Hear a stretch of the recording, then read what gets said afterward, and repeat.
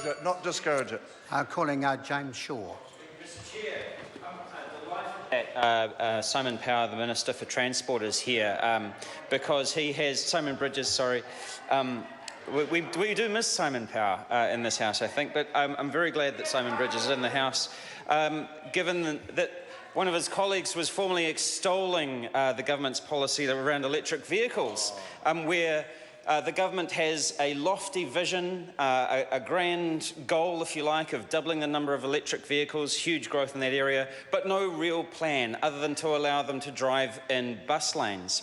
And if you wanted to, and I do feel sorry, I have to say, for the Minister of Transport. I don't know how many cabinet papers he's taken to try and get the government to come on side with some kind of plan to really increase the uptake of electric vehicles, and had him just battered back over and over and over again.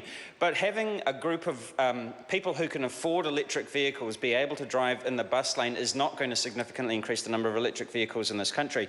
If you want electric vehicles in New Zealand, you have to address the fact that they're very expensive. You have to bring down the price. And the best way to do that is to get rid of fringe benefit tax off them so that corporate fleet buyers bring in electric vehicles, and then 2, 3, 4 years later, those vehicles enter the second-hand market, which is where the vast majority of New Zealanders get their cars. Now, that policy is something that has not been able to get through this government because it just doesn't believe its own hype, as with so many things when it comes to their economic development strategy. Mr. Chair, we have a choice between the government's economic development strategy, a green economic development strategy. And I just want to talk about what distinguishes those two things apart from each other. And Mr. Cunliffe was making a few points before about how we have pursued over the last decade or so in New Zealand a commodity strategy of low productivity, low wage, simplified products that are easy to compete with on the international market. And I'll give an example of this is in dairying, where we have pursued a volume over value strategy for years and years now. And it is not something that we're immune to competition from. The Americans produce about twice as much milk per cow than New Zealand does. They're actually way higher productivity because they use all sorts of terrible ways of maximising that product. But in the commodity market, where it's low value, they can actually outcompete us on volume. And the American Dairy Association has a strategy of displacing New Zealand in the Chinese market, which is where we've got all of our pretty much all of our eggs in that particular basket. So the other thing about this strategy, coincidentally, is that it treats the environment and the economy as something that needs to be, two things that needs to be balanced against each other, that there is a trade-off between those two things. So the government's economic development strategy is commodity, low-value, simplified products. If you look at the manufacturing over the course of the last decade, while manufacturing export volumes have increased marginally, the proportion of those products that have gone offshore is trending towards simplified, low-value products rather than towards more complex, high-value products. So even in an area where you've got what you might say at first blush is a pretty good news story, actually what's happening is that the majority of that is actually going down the value chain rather than up the value chain.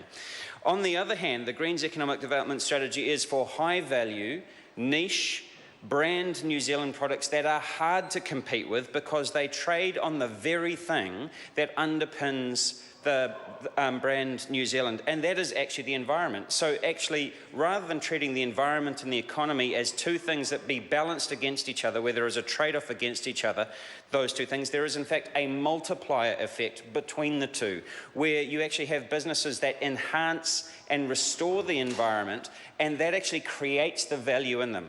So for example, in the heart of the Waikato, in the heart of dairy country, there is a tea plantation on a former dairy farm. Zealong tea, 100% pure organic New Zealand tea, and they can sell tea in China. This is a New Zealand company selling tea to the Chinese for 300 New Zealand dollars for a 135-gram tin of tea. Now, it's good tea, right? But that's pretty bloody pricey for a tin of tea. And they do small volumes of the world's best tea. But if you talk to the people who run that company, they will tell you that 90% of the value of that is in the air and the sun and the soil that makes up New Zealand, because we are the only country in the world that can produce tea without any of those kinds of things that devalue in other countries. I'm going to call Claire Curran. Thank you, Mr. Chair.